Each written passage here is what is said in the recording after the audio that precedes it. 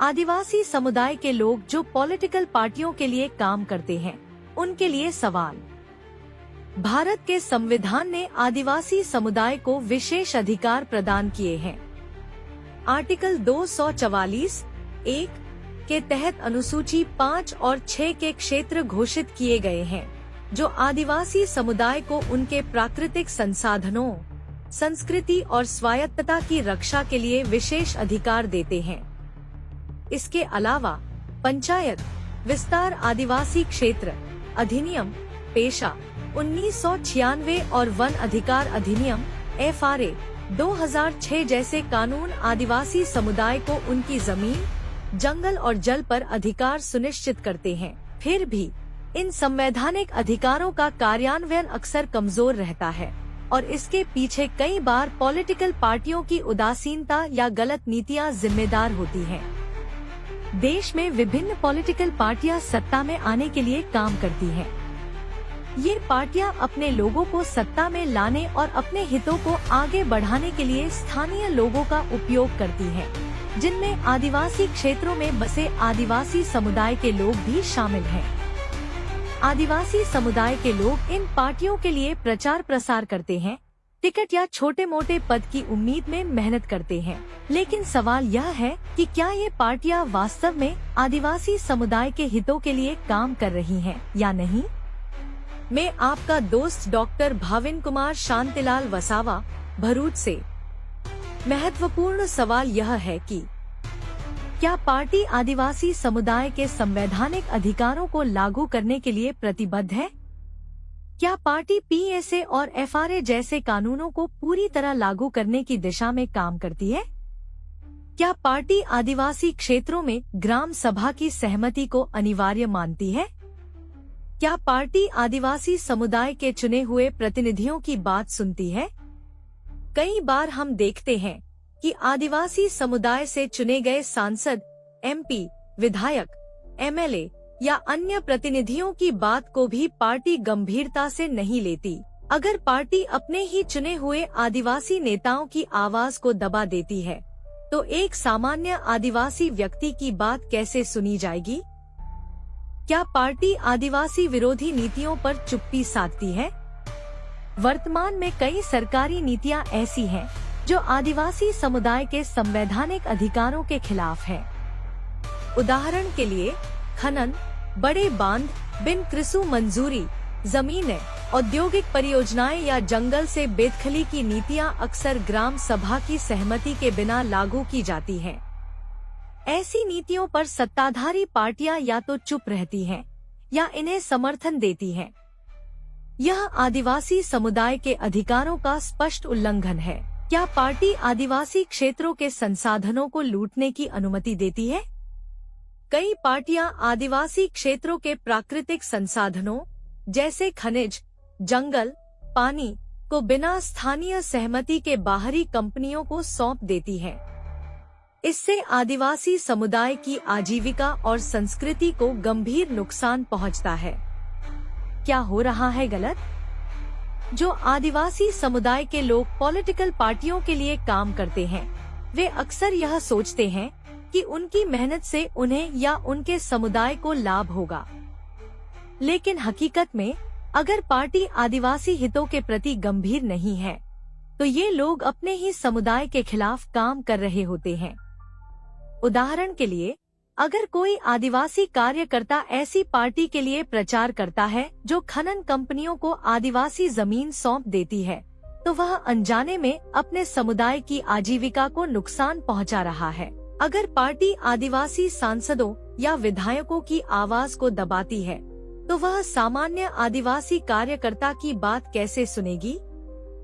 ऐसी पार्टियों के लिए काम करने का मतलब है अपने ही संवैधानिक अधिकारों का हनन करना।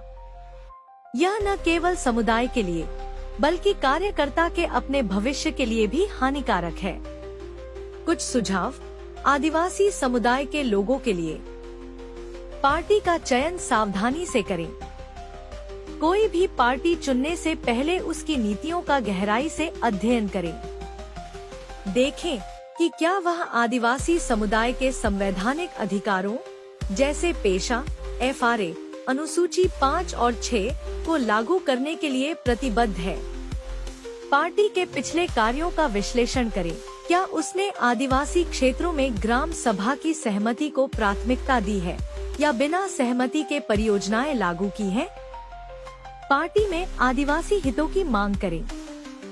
पार्टी में शामिल होने के बाद यह मांग करें कि आदिवासी क्षेत्रों में कोई भी परियोजना, खनन, करसर, सिलिका वोसिंग प्लांट, उद्योग, बांध आदि बिना ग्राम सभा की सहमति के शुरू न हो।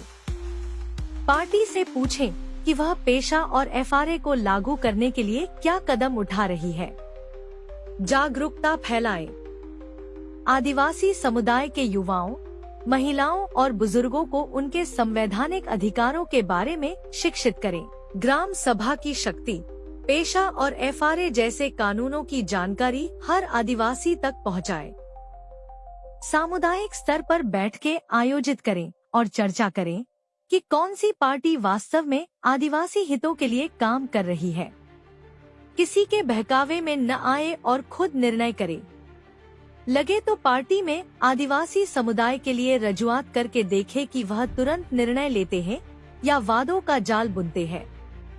आदिवासी विरोधी नीतियों का विरोध करें। अगर कोई पार्टी या सरकार ऐसी नीति लाती है जो आदिवासी समुदाय के अधिकारों के खिलाफ हो, जैसे बिना सहमति के खनन, उद्योग स्थापन या जंगल से बेदखली, तो संगठित होकर उसका विरोध करें। सोशल मीडिया, सामुदायिक सभाएं और कानूनी रास्तों का उपयोग करके अपनी आवाज उठाएं। चुने हुए प्रतिनिधियों से जवाब मांगे। अपने क्षेत्र के आदिवासी सांसदों, विधायकों, तालुका जिला पंचायत प्रमुख, सरपंच और सभ्यों या अन्य नेताओं से पूछें कि वे आदिवासी हितों के लिए क्या कर रहे हैं। अगर वे चुप हैं या पार्टी के दबाव में हैं, तो उन्हें जवाबदेह बनाएं। क्या करें ताकि आदिवासी क्षेत्रों में गलत परियोजनाएं न आएं? जो आदिवासी समुदाय के लोग अभी पार्टियों से जुड़े हैं, उन्हें यह सुनिश्चित करना होगा कि ग्राम सभा की अनुमति के बिना निम्नलिखित गतिविधियां आदिवासी क्षेत्रों में न हों। गैर कृषि मंजूरी यानी जमीन बिन खेती की मंजूरी, खनन मंजूरी, खनिज स्टॉकिस्ट रजिस्ट्रेशन, उद्योग स्थापना, क्रशर, सिलिका वॉशिंग प्लांट, बड़े बांध या अन्य बुनियादी ढांचा परियोजनाएं। इसके लिए आप निम्नलिखित कदम उठा सकते हैं। पार्टी में प्रस्ताव रखें। आदिवासी क्षेत्रों में ग्राम सभा को सर्वोच्च अधिकार देने की मांग करें। स्थानीय स्तर पर संगठन बनाएं।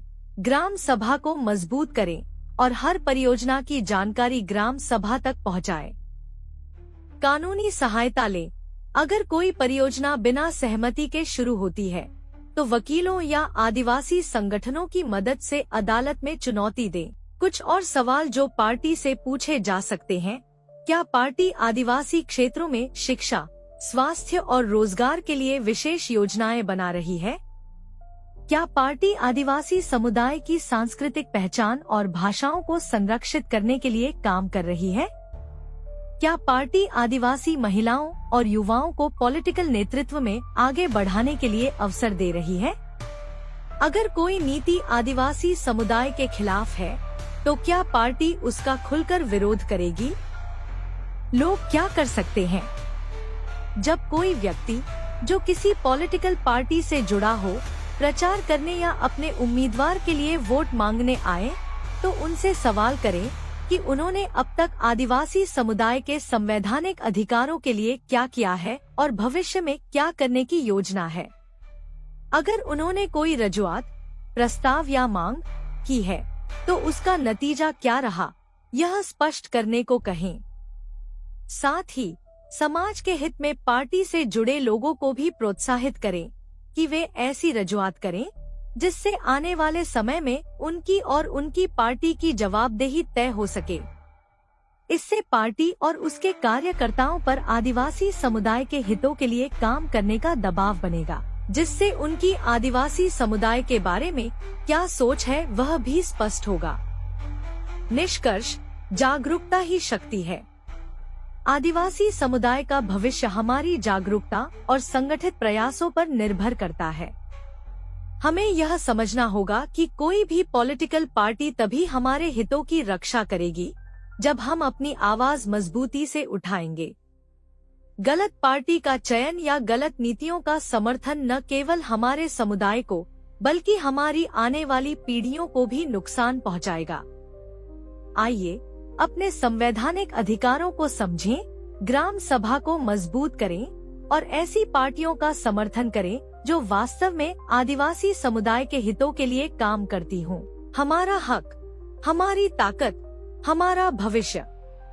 इस वीडियो को फेसबुक, व्हाट्सएप, एक्स और सभी सोशल मीडिया प्लेटफॉर्म पर शेयर करें। हमारे पेज को लाइक करें और अगर आप यूट्यूब पर देख रहे हैं तो हमारे चैनल को सब्सक्राइब करें। अपने सुझाव और राय कमेंट बॉक्स में जरूर लिखें। आइए इस मुहिम का हिस्सा बनें और सच को सब तक पहुंचाएं। डॉक्टर भाविन कुमार शांतिलाल वसावा, भरूच।